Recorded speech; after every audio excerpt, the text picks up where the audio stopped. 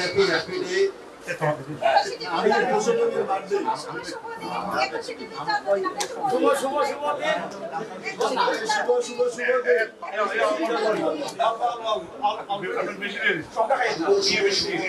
21 টিভির জন্মদিন। আচ্ছা আমরা অল্প এটা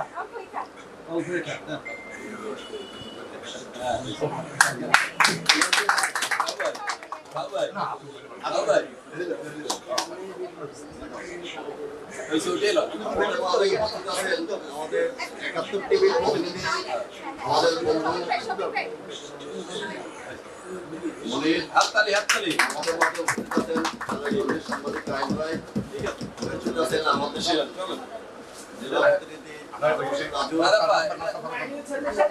দাদা হোস্টেল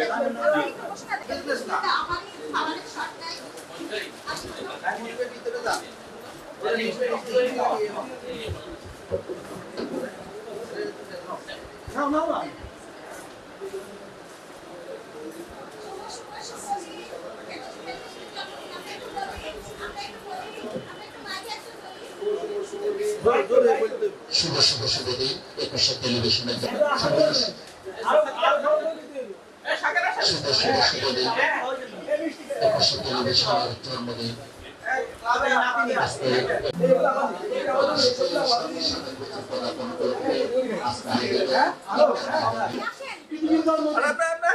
শুভ শুভ শুভ দিন।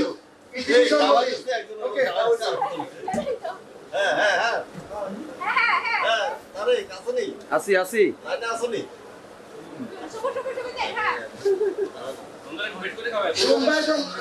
আমি এই টিভির উত্তর কামনা করি এবং এই টিভির পরিবারের প্রতি আমি তাদের ধন্যবাদ জানাই।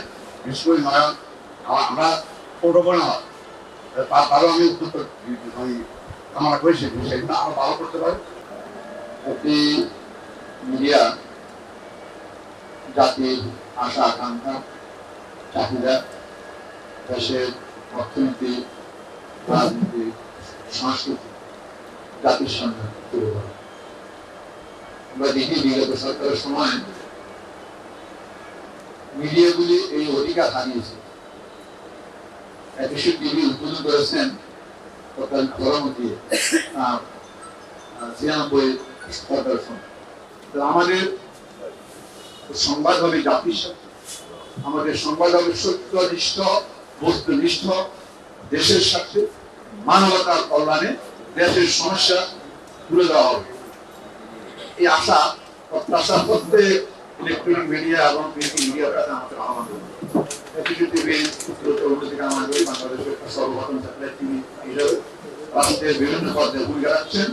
সরকারের রক্তচক্ষুকে নয় নিরপেক্ষ সংবাদ পরিবেশন করবেন।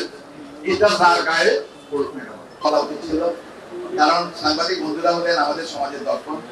আপনাদের মাধ্যমে আমরা আমাদের লক্ষ্মীপুরের চিত্র দেখতে পাই, জনগণ দেখতে পাই। আপনারা লক্ষ্মীপুর তুলে ধরেন, লক্ষ্মীপুরের পিছিয়ে পড়া মানুষের কথা বলেন, লক্ষ্মীপুরের সমস্যা তুলে ধরেন এবং জাতীয় ক্রান্তিকালে আপনাদের অনেক অবদান রয়েছে। আজকে যে ইটিভির জন্মদিন, ইটিভির নয়ন আপন কিন্তু ভালো কাজ করেছেন এবং সামগ্রিকভাবে ইটিভির ভূমিকা প্রশংসনীয়। বিভিন্ন বক্তব্য বলেছেন, আমি একমত পোষণ করি যে আগামী দিনে আশা করি ইটিভি আরো সুন্দরভাবে কাজ করবে, লক্ষ্মীপুরের পিছিয়ে পড়া মানুষের কথা বলবে, উন্নয়নের কথা বলবে। আমরা সবাই তারা ইটিভি দেখি, তত্ত্বও আমরা এটা প্রত্যক্ষ করি। ইটিভির বস্তুনিষ্ঠতা, ইটিভির সাংবাদিকতা, ইটিভির যে সাহসিকতা, এটা অবশ্যই অস্মরণীয়। নয়ন দিদি কাজ করছে ইটিভিকে লক্ষ্মীপুরে পরিচিত করার জন্য, লক্ষ্মীপুরে জনপ্রিয় করার জন্য নয়নের ভূমিকা অনস্বীকার্য। একজন সুন্দর সরল মনা এবং সৎ সাংবাদিকতার প্রতীক হিসেবে নয়নকে আমি অত্যন্ত আমার ছোট হিসেবে অত্যন্ত সম্মান করি। নয়ন ইটিভিকে নিয়ে যাচ্ছে, আজকে আমাদেরকে এখানে একত্রিত করেছি ইটিভির এই অনুষ্ঠানের প্রতিষ্ঠাবার্ষিকীতে। আমরা সবাই ধন্য, আমরা ইটিভির শুভকামনা করি। 26কে নিয়ে সবাই স্বাগত করেছে। আমরা আসলে মহানগরের কাছে শুকরিয়া আদায় করছি। 21 মানে আমি আসলে 21 টেলিভিশনকে একটু কিছু বলতে চাচ্ছি। 21 মানে হলো মুক্ত চিন্তার জানালা, খোলা জানালা। 21 মানে মাথা উন্নত না করা।